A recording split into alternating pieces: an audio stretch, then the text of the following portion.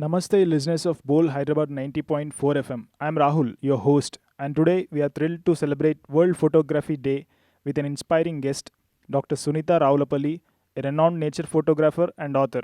With her stunning captures of wildlife and landscapes and her evocative storytelling through books, Dr. Sunita has made a mark in both photography and conversation. Join me as we dive into her journey, creative process, and passion for nature. Hi, ma'am. What inspired you to choose photography, leaving your profession as a doctor? Nature లవర్ని. మా ఊరికి చుట్టుపక్కల అడవులు ఉండేవి. Sunday వచ్చిందంటే car వేసుకుని అట్లా అడవుల్లోకి వెళ్ళిపోయి చిన్న చిన్న ఫొటోస్ తీసుకోవటం అలా మొదలైంది ఫోటోగ్రఫీ అనేది. తర్వాత నేను ట్రావెల్ చేయాలి, మొత్తం ప్రపంచాన్ని చదవాలి, ప్రపంచాన్ని చూడాలి అనే ఒక కాంక్ష చాలా గట్టిగా ఉండేది. ఇంట్లో కూడా నాకు ఆ స్వేచ్ఛ ఉంది. మా పేరెంట్స్ కానీ నీకు ఇష్టమైంది నువ్వు చేసుకోవచ్చు అనే ఇది మా కుటుంబంలో ఉంది. అంటే కొంత పోరాటం తప్పదు ఎవరికైనా కూడా, మన ఇష్టాలని జయించి చేసుకోవడానికి మనకి కొంచెం ఫైట్ తప్పదు, అందులో ఆడపిల్లగా. సో అవన్నీ న్యాచురల్. కానీ మనకి బలమైన కోరిక ఉన్నప్పుడు ఏదైనా సాధ్యమే. ఆ బలమైన కోరికలో ఏ చెడు లేనప్పుడు, అది నలుగురికి ఉపయోగపడేటప్పుడు అవుతుంది అనుకున్నప్పుడు ఎవరికి అభ్యంతరం చెప్పడానికి ఒక రక్షణ విషయంలో తప్ప మిగతా వాటిల్లో అంత అభ్యంతరాలు ఏమీ ఉండవు. సో ఆ రకంగా నా జర్నీ స్టార్ట్ అయింది. చిన్న చిన్నగా ట్రావెల్ చేయటం మొదలుపెట్టాను. అప్పుడు నేను ఒక కెమెరా కొనుక్కున్నాను. ముందు మా పిల్లల్ని తీసుకునేదాన్ని, వాళ్ళ అన్నీ చిన్న చిన్న చేష్టలన్నీ రికార్డ్ చేసుకోవటం అలా స్టార్ట్ అయ్యి ట్రావెల్తో లాంగ్ జర్నీ విత్ కెమెరా. నేను బయటకు వెళ్తున్నాను అని అంటే నా అసిస్టెంట్ కెమెరాసు లెన్స్ మొత్తం తీసుకొచ్చి కార్లో పెట్టేస్తాడు. అంటే అంత అనుబంధం, నా ఫ్రెండ్ అంతే. Camera is my friend.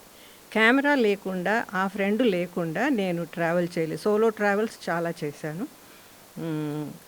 చాలా బాగుంటుంది, ఎందుకంటే ప్రపంచాన్ని చదవగలుగుతాం ప్రయాణంలో. ప్రపంచం అంటే ఏంటి? మనుషుల్ని నాకు నేచర్లో భాగమే మనుషులు కూడా. సో వాళ్ళతో మాట్లాడటం, వాళ్ళ జీవితాల గురించి తెలుసుకోవడం, ఇవన్నీ ఏంటంటే నాకు ఒక రైటింగ్ ఇన్స్టింక్ట్ కూడా ఉంది. మొత్తం పోయిటరీతో మొదలైంది. అలా చూసిన దృశ్యాలు అట్లా రాసుకుంటూ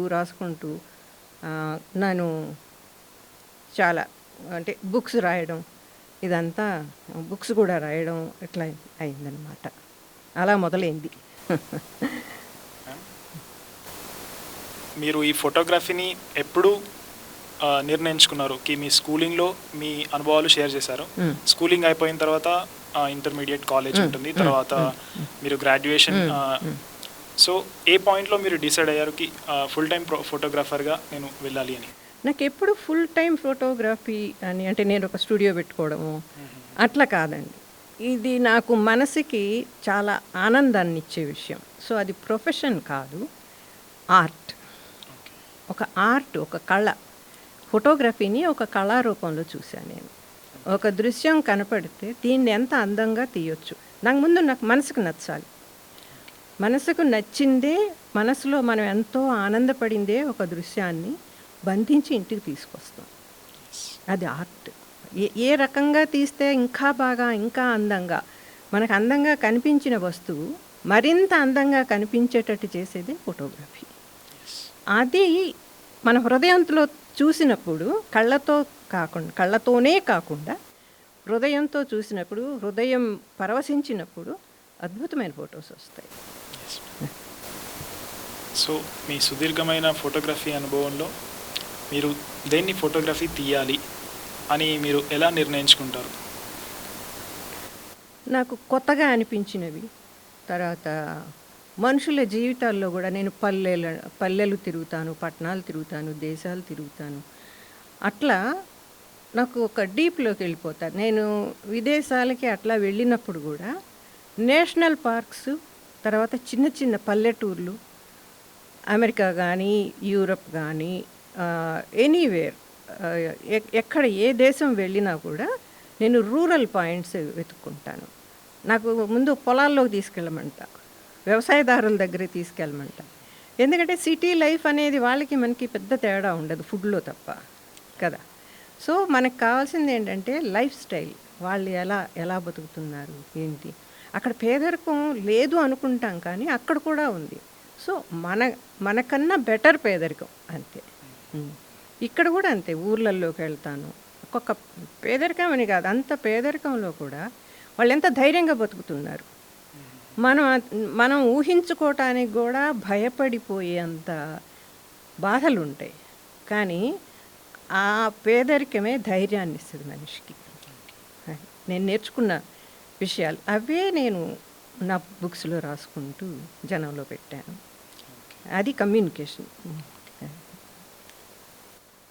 సో మ్యామ్, మీ సుదీర్ఘమైన ఫోటోగ్రఫీ అనుభవంలో మీరు బాగా గుర్తుంచుకునే కొన్ని జ్ఞాపకాలు, కొన్ని మధుర క్షణాలు అంటే మీరేం చెప్తారు? అంటే చాలాసార్లు రిస్క్ అవుతుందండి. నేను కేరళ వెళ్ళినప్పుడు కొచ్చిలో నెట్స్ ఉంటాయి, చైనీస్ నెట్స్ అని ఉంటాయి. దాంట్లో నుంచి సన్సెట్ తీయాలనేది నా కోరిక. సో వెళ్ళాను. వెళ్ళి ఆ సన్సెట్ అవుతోంది, నాకు కావాల్సిన యాంగిల్ రావట్లేదు. సో ఆ పడవలన్నీ వరుసగా పెట్టున్నాయి. ఆ కెమెరా మెడలో వేసుకొని ఎట్లా వెళ్ళానో నాకు తెలీదు, చాలా దూరం వెళ్ళిపోయా. బయట వాళ్ళు వెనక పడవల వాళ్ళు అరుస్తున్నా నాకు వినపడలా. కానీ నాకు కావాల్సిన యాంగిల్ నేను తీసుకున్నా. బెస్ట్ ఫోటో నాకు అది. తీసుకున్న తర్వాత మళ్ళీ వెనక్కి రావాలంటే వెనక్కి చూస్తే భయం వేసింది. నేను చాలా సముద్రం మధ్యలోకి వచ్చేసాను, నేను అట్లా వెనక్కి వెళ్తాను అని. అంటే వాళ్ళు పడవలు వాళ్ళు చేయి పట్టుకొని తీసుకొచ్చారు. ఒక అద్భుతమైన క్షణం అది, మనిషికి ఉండే బంధం. అలాగే మన గుజరాత్ వెళ్ళాను 200లో. అదే ఒక పెద్ద భూకంపం వచ్చింది. భుజ్ అని అక్కడికి వెళ్ళాను. ఎక్కడ పాయింట్ ఉందో అక్కడికి ఒక 10 రోజుల్లో వెళ్ళాను. అప్పటికి ఇంకా ట్రెమర్స్ ఉన్నాయి. చెప్తే ఎవరు వెళ్ళనియరు. చెప్పకుండా వెళ్ళిపోయాను. అప్పుడు ఫ్లైట్స్ ఏం లేదు, ట్రైన్ అహ్మదాబాద్ వెళ్ళి అహ్మదాబాద్ నుంచి బండి తీసుకొని ఒక సహాయానికి కొన్ని పట్టుకొని వెళ్ళాను. వెళ్ళిన తర్వాత అక్కడ తెలిసింది భూమి ఊగిపోతుంది. అప్పుడు కూడా మేము హోటల్స్ లేవు. నాకు ఒక అసిస్టెంట్ని తీసుకొని వెళ్ళాను. ఒక హోటల్లో సగం పడిపోయి ఉంది. మేము పడుకున్న రూమ్లో గోళ్ళన్నీ పగిలి, మీరు జస్ట్ ఊహించుకోండి ఎంత భయం వేస్తుందో. ఎవరు తెలియని ఇది. అది తలుచుకుంటే ఫోటోలు తీశాను. ఫోటోల నుంచి ఒక్కొక్క ఫోటో నుంచి ఒక్కొక్క కథ ఉంది. ఆ కుటుంబం ఎంత బాధపడింది, వాళ్ళు చెప్పారు ఇక్కడ ఫొటోస్ తీస్తుంటే ఇక్కడ ఏం జరిగింది ఏంటి. అట్లా ప్రత్యక్షంలో ఇంకా తెలుసుకున్నప్పుడు ఒక నైట్ పడుకోవటానికి వణికిపోయాం. వాటర్ లేదు. అట్లాంటి పరిస్థితుల్లో ఆ స్థానికులు మా కోసం మీరు హైదరాబాద్ నుంచి వచ్చారని మాకు గిన్నెల్లో వండుకొని తెచ్చి మాకు తినిపించి వెళ్ళారు. ఇప్పుడు తలుచుకుంటే కూడా నాకు గుండె తడిదేరుతుంది. అంటే మానవ సంబంధాలు ఇవి, ప్రేమ. వాటి కోసం వెళ్ళిపోతుంటాను నేను. అది ఆ క్షణాలు కష్టంలో ఉన్నప్పుడు వెళ్ళకపోతే సంతోషంలో ఉన్నప్పుడు ఏంటి అని వెళ్ళిపోయా నాకు తెలియకుండా. అట్లా ఉంటాయి నా ప్రయాణాలు ఒక్కొక్కసారి. సో మ్యామ్, మీరు ట్రావెల్ చేస్తూ ఉంటారు వివిధ ప్రదేశాలకి. సో వెళ్తూ ఉన్నప్పుడు మీరు సమాజాన్ని చదవడం మీకు ప్రాముఖ్యతమే, అలాగే ఫొటోస్ తీయడం కూడా మీకు ప్రాముఖ్యమే. ఇవి రెండింటిని ఎలా బ్యాలెన్స్ చేస్తూ ఉంటారు? ఉదాహరణకి మీరు ఒక ప్రదేశానికి వెళ్ళాలంటే అక్కడ sunrise time, sunset time మీకు చాలా ఇంపార్టెంట్ ఉంటుంది యాజ్ ఎ ఫోటోగ్రాఫర్. సో మీరు ముందు ప్లాన్ చేసుకొని వెళ్తారా, లైక్ ఈరోజు వెళ్ళాలి మళ్ళీ ఈరోజు రిటర్న్ రావాలి? సో మీరు అనుకోకుండా జరిగిన సందర్భాల వల్ల మీరు దాన్ని ఎక్స్టెండ్ చేసుకోవడం ఇలాంటివి ఎలా జరుగుతుంది? మీరు టైం మేనేజ్మెంట్ ఎలా చేస్తారు? టైం ఒకటేనండి. నేను టూర్ వెళ్ళానంటే 5 కల్లా భుజం మీద కెమెరా ఉంటుంది, నా కాళ్ళు రోడ్డు మీద ఉంటాయి. ఎందుకంటే కొంత దూరం నడిస్తే కానీ మనకి కావాల్సిన దృశ్యాలు దొరకవు. సన్రైజ్ దొరకదు. సన్రైజ్ అంటే మార్నింగ్ లైట్, గోల్డెన్ లైట్. అంటే మామూలుగా ఫోటోగ్రఫీకి morning or evening after 3 o'clock. నేను ఆ 2 టైమ్సే ఎన్నుకుంటాను. సో 5కే లేచేస్తాను. అది నా రొటీన్. ఇంకా బయటికి వెళ్ళానంటే లేస్తాను. ఆ టైం అలా అలా మేనేజ్ చేస్తాను. ఇంకా మధ్యాహ్నం రెస్ట్ తీసుకుంటాను. ఒక్కొక్క ప్లేస్లో 2-3 days ఉంటాను. దానివల్ల నాకు టైం ప్రాబ్లం అనేది ఉండదు.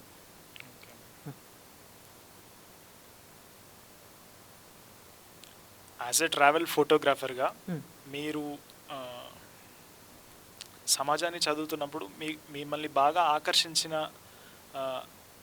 సందర్భం, లేదా మీరు చాలా ఇలా ఉంటుందా సమాజం అని మీరు అనుకున్న సందర్భాలు ఏమైనా ఉంటే? ఉన్నాయండి. అవన్నీ నవలల రూపంలో వచ్చాయి, వ్యాసాల రూపంలో వచ్చాయి. చాలా వ్యాసాలు నాకు పేపర్లలో వస్తుంటాయి. వచ్చాయి గతంలో. ఇప్పుడు కొంచెం తగ్గింది. అంటే కొన్ని ప్లేసెస్ ట్రావెల్ చేసినప్పుడు జీవితం ఇట్లా ఉంటుందా అంటే, ఒక పేదరికం అని కాదు. ఒక ఎలక్షన్కి ముందు వెళ్ళాను ఒక రాష్ట్రానికి, పేరు చెప్పడం ఎందుకు కానీ, అసలు ఏంటి అక్కడ పరిస్థితి ఎట్లా ఉంది, చాలా ఏళ్ళుగా ఒకే పార్టీ ఉంది, ఊరికే చూద్దాం అని దాంతో వెళ్తే వాళ్ళు చెప్పే కథలు విని కళ్ళు తిరిగినాయి నాకు. రేపు ఎలక్షన్ ఉందనగా పోలీసులు వచ్చి ఇంట్లో కూర్చుంటే రేపు బయటకు వచ్చారంటే చంపేస్తాం అని. సో వాళ్ళ ఓట్లు పోలీసులు వేసుకుంటారు. అట్లాంటి బయటికి రావు. కానీ నేను వెళ్ళబట్టి వచ్చింది. అవన్నీ నేను రికార్డ్ చేసుకొచ్చాను. కానీ ఏం చేయలేము. ఉన్నాయి నాకు ఇప్పటికీ. నాకు ఆ రికార్డు ఉంది నా దగ్గర. సో మ్యామ్, మీరు ఫోటోగ్రఫీతో పాటు రచనలు కూడా చేస్తూ ఉంటారు. సో మీ కెమెరాకి పెన్కి ఉన్న సంబంధం ఏంటి? మీ ఫోటోగ్రఫీస్ మీ రచనల్ని ఎంత మేరకు ప్రభావితం చేస్తాయి? నాకు రచనలు అంటే జీవితమేనండి. ప్రయాణం అంటే ఊరికే బస్ ఎక్కడమో, కారు ఎక్కడమో, ఫ్లైట్ ఎక్కడమో, వెళ్ళిపోయి అక్కడ అదంతా అలా ఒక రోజంతా చూసేసుకొని వచ్చేయటమో కాదు. నాకు అక్కడ రసానుభూతిని పొందాలి. రసాస్వాదన అంటారు. మనుషులతో సంబంధం. ఫోటోగ్రఫీ నేచర్ని తీసుకుంటా, వీళ్ళని ఒక రికార్డు కోసం మనుషుల్ని తీసుకుంటా. కానీ వాళ్ళతోటి ఉండే మాట మంచిలో చాలా విషయాలు తెలిస్తే, చాలా జీవితం తెలుస్తుంది, మన ఆలోచన విస్తృతం అవుతుంది. అందుకే నేను తిరగమంటాను. మా పిల్లల్ని కూడా అదే చెప్తా. మీరు సంపాదించుకొని ఏదో కుప్పలు పెట్టుకొని ఏం చేయలేరు. తిరగండి, తిరిగి ప్రపంచాన్ని చదవండి. దానికి అది ఇచ్చే ఆనందం ఈ డబ్బు ఇవ్వదు అని చెప్తాను నేను. సో మ్యామ్, మీరు ఫోటోగ్రఫీ తీసేటప్పుడు మీరు వాడే కొన్ని టెక్నిక్స్, ఎందుకంటే మీ ఫోటోలు చాలా అందంగా ఉంటాయి, అందరికీ భిన్నంగా ఒక యూనిక్ మార్క్తో ఉంటాయి. సో మీరు ఏ విధంగా తీస్తారు ఫొటోస్ని? మీ కళ్ళతో ఎలా చూపిస్తారు? ఒక్కటేనండి, నాకు టెక్నికల్గా ఐఎమ్ పూర్. నాకు నా దృష్టికోణం ఇది ఒక కళగానే చూస్తా. ఒక కళ అంటే ఇప్పుడు ఒక చీర కట్టుకోవడం కూడా ఒక కళే. అంటే ఉదాహరణకు చెప్తాను. కొందరు చుట్టినట్టు కడతారు, కొందరు అతికినట్టు అద్దినట్టు వాళ్ళ బాడీకి, వాళ్ళ స్ట్రక్చర్కి ఎట్లా బాగుంటుందో అలా అందంగా అది కళ. ఆ రకంగా ఫోటో కూడా అంతే. ఏ పనైనా అంతే.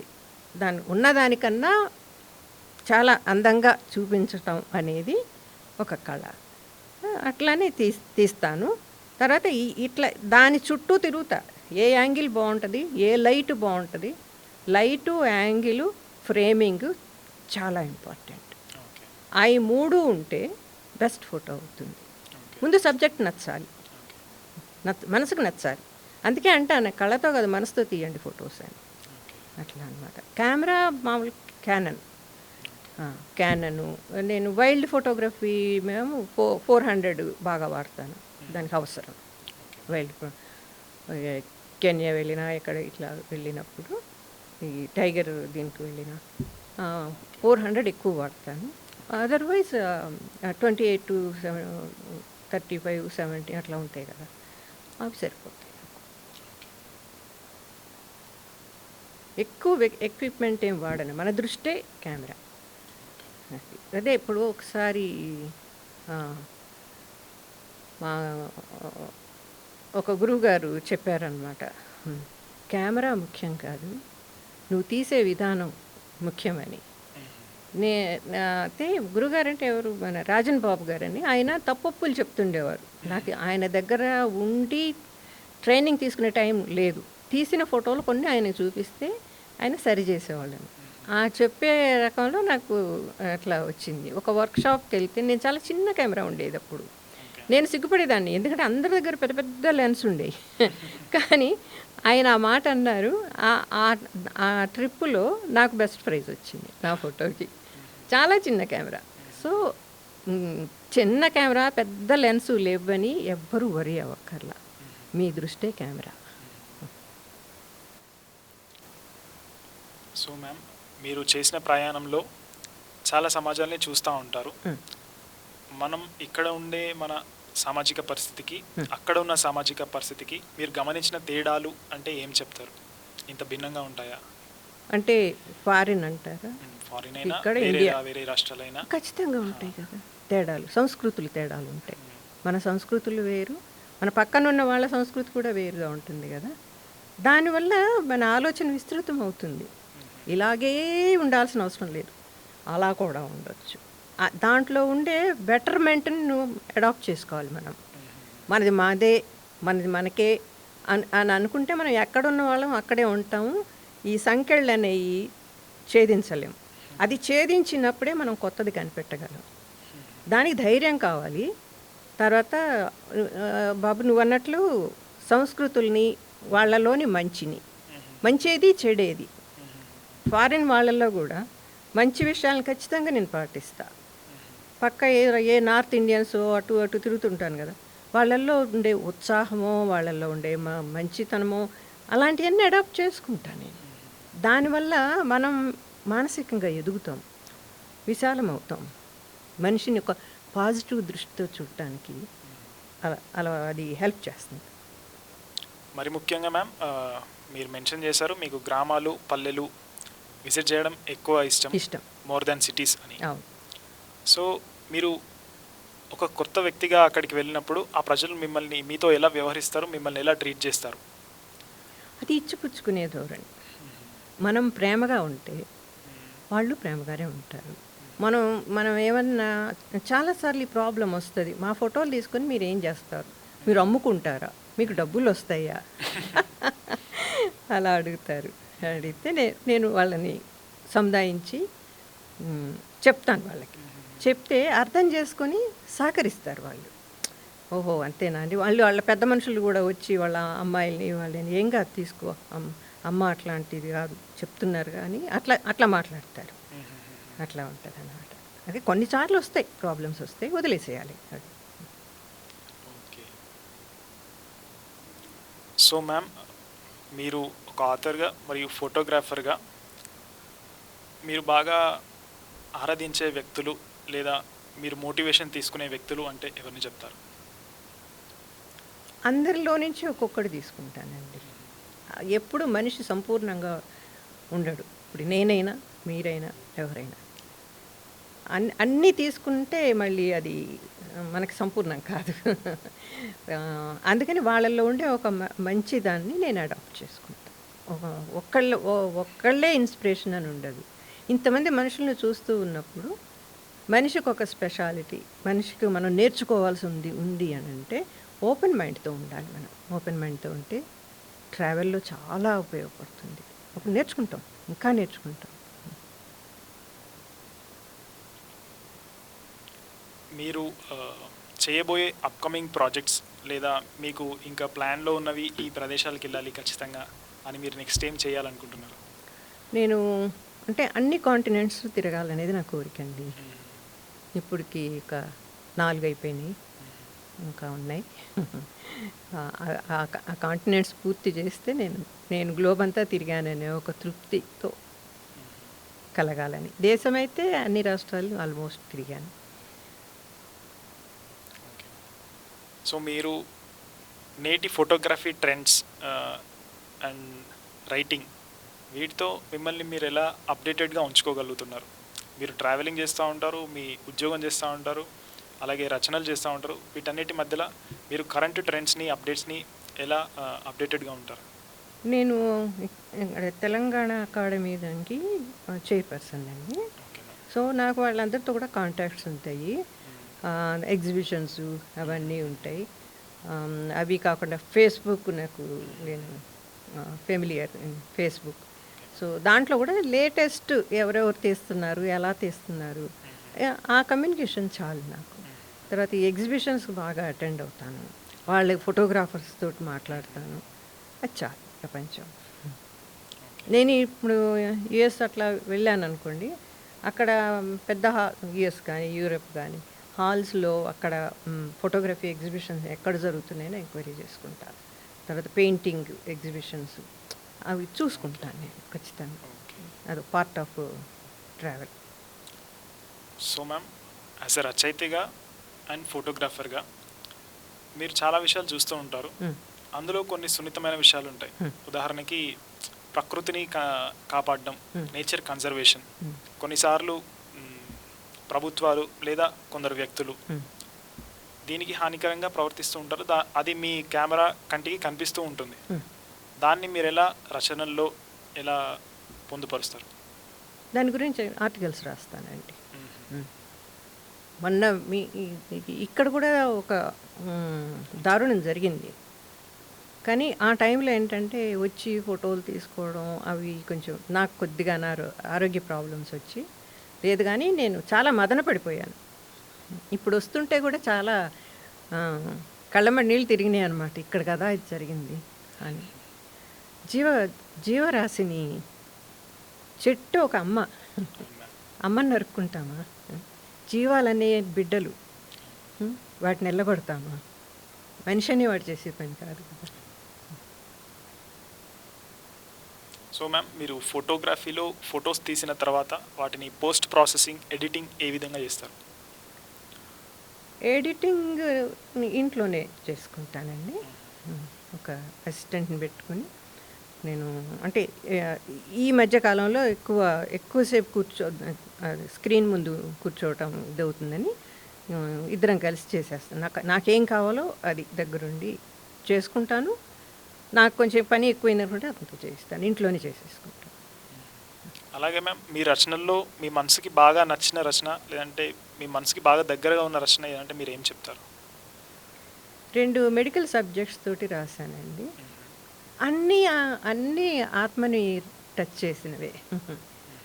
అవి ఇప్పుడు మళ్ళీ ఇంకో ముద్రణకు వస్తున్నాయి త్వరలో.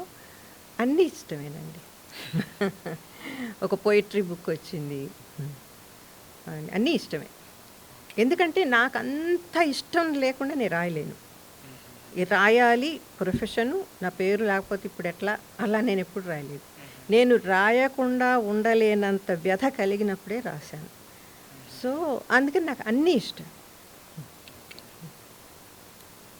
సో మీరు మీ కుటుంబంతో పర్సనల్ టైం, అలాగే మీ ఉద్యోగం, అలాగే మీ ఫోటోగ్రఫీ, అలాగే మీ రచనలు, వీటన్నిటి మధ్యలో టైం మేనేజ్మెంట్ ఎలా చేయగలుగుతున్నారు? అంటే ఇప్పుడు ఉద్యోగం అదేమీ లేదండి నాకు. నా personal life, camera, travel, reading, writing ఇట్లా నడుస్తుంది. ట్రావెల్కి ఎప్పటికీ నేనున్నంతకాలం నాకు ట్రావెల్ ఉంటుంది. నా కెమెరా నాతో ఉంటుంది. Camera is my friend. So upcoming photographer ఎంతూసియాస్ట్కి, యూనివర్సిటీ స్టూడెంట్స్కి, ఇంకా బయట ఉండి ఫోటోగ్రఫీ ఇంట్రెస్ట్ ఉన్న వాళ్ళకి కూడా మీరు ఇవ్వాలనుకునే సజెషన్స్ ఏమైనా ఉంటాయి? పని చేస్తూ నేర్చుకోవడమేనండి. ప్రత్యేకంగా ఇచ్చే సజెషన్స్ ఏం లేవు. కంఫర్ట్ జోన్ నుంచి బయటికి రండి. చేద్దాంలే, రేపు చేద్దాంలే, ఎల్లుండి చేద్దాం, వీలైనప్పుడు చేద్దాం కాదు. అది ఒక కంఫర్ట్ జోన్ ఆ మాటలు మాట్లాడిస్తుంది. నువ్వు తలుచుకున్నావంటే బయటికి వెళ్ళిపోవాలి. కెమెరా పట్టుకొని వెళ్ళిపోవాలి. కానీ ఎక్కడ ఏంటి అని ఆలోచన ఎప్పుడు బ్రెయిన్లో ఉందనుకోండి, ఏదైనా సాధ్యమే.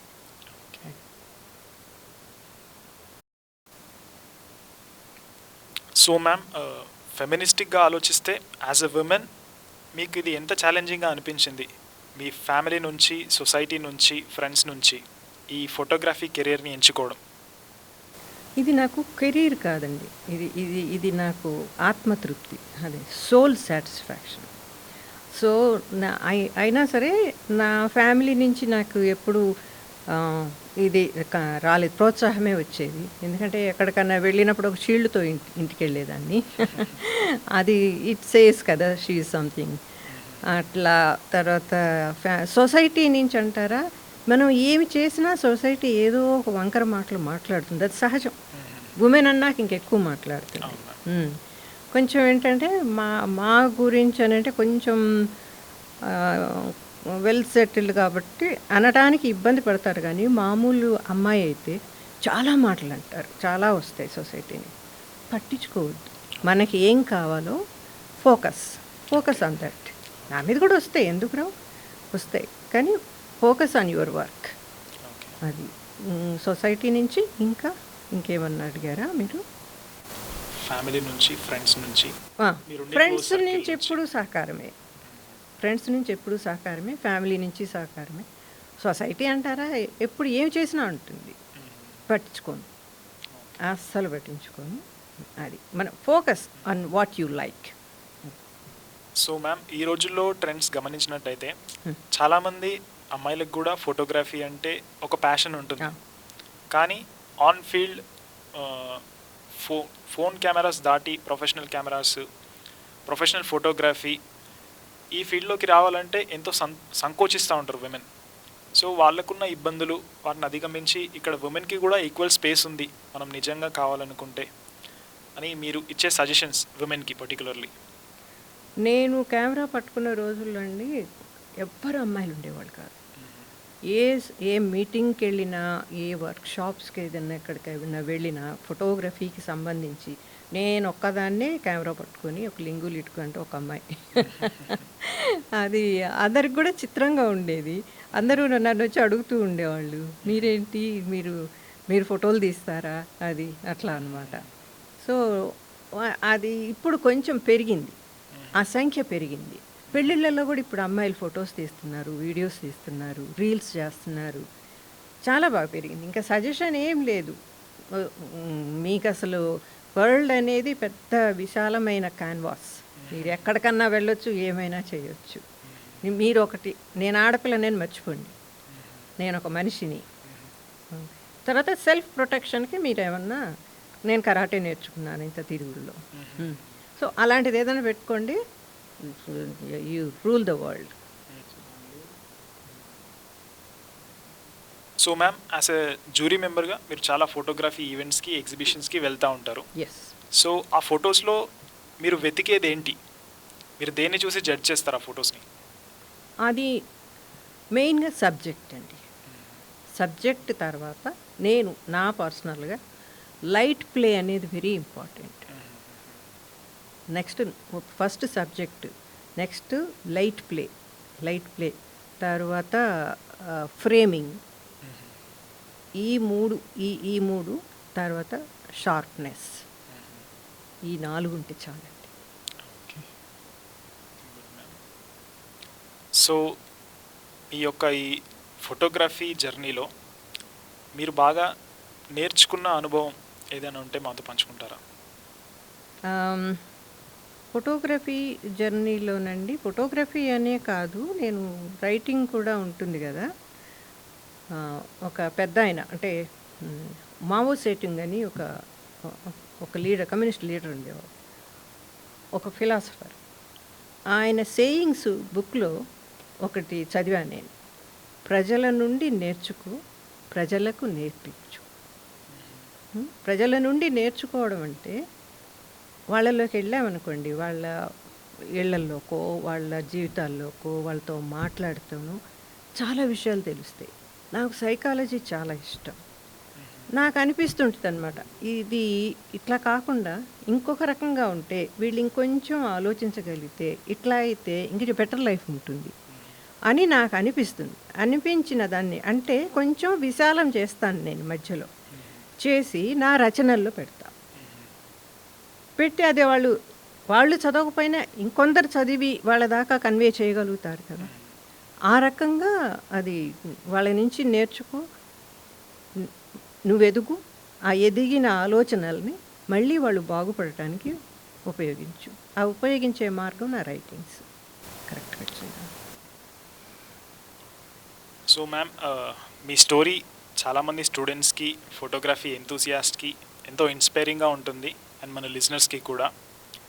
సో వీళ్ళందరికీ మీరు ఇన్ పర్టికులర్ యూనివర్సిటీ స్టూడెంట్స్కి మీరు ఇచ్చే సజెషన్ ఏమైనా ఉంటే కంక్లూడింగ్లీ?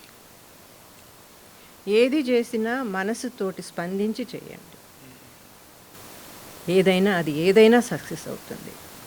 మేబీ టైం తీసుకోవచ్చేమో కానీ మనస్సు స్పందించిన విషయం అంటే అది చాలా మంచి విషయం అయి ఉంటుంది. మనుషులకు సంబంధించింది అయి ఉంటుంది. ఎమోషనల్ అయి ఉంటుంది. ఫోటోగ్రఫీ ఆల్సో ఒక ఎమోషన్. ఆ ఎమోషన్ ఉన్నది ఏది ఫెయిల్ అవ్వదు జీవితంలో. నేర్పిస్తుంది. చేసుకుంటూ పోవడమే, నేర్చుకుంటూ పోవడమే. Okay ma'am, thank you so much for coming. We'd love to have more conversations with you in future and more learnings from you. మీరు మీ బిజీ షెడ్యూల్ నుంచి మీ టైంని తీసుకొని మాతో ఇంటరాక్ట్ అవ్వాలి అని వచ్చినందుకు చాలా thank you. Thank you so much నాకు ఈ అవకాశం ఇచ్చినందుకు. పిల్లలతోటి ఇలా మాట్లాడగలిగే మంచి అవకాశం ఇది. Thank you so much for ఈ హెచ్సియు. ఇదే మొదటిసారి చూస్తున్నాను నేను. వార్తల్లో చూడటము, దీని గురించి వినడమే కానీ నేను ఎప్పుడు అడుగు పెట్టలేదు. ఇవాళ అడుగుపెట్టి చాలా ఎమోషనల్ ఫీల్ అయ్యాను, అంటే రీసెంట్గా జరిగిన విషయాల గురించి. Thank you so much to give this opportunity.